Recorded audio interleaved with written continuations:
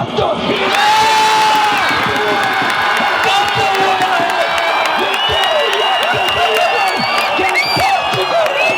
Í fyrsta leik á EM 2016 1-1 jafntefli er niðurstaðan og þetta eru geggjuð úrslit, kæru Íslendingar, frábær úrslit í frumraun okkar hér á EM 2016.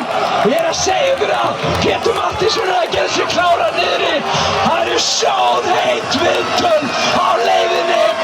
Við erum komnir með 1 stig og erum í öðru sæti í F-riðli á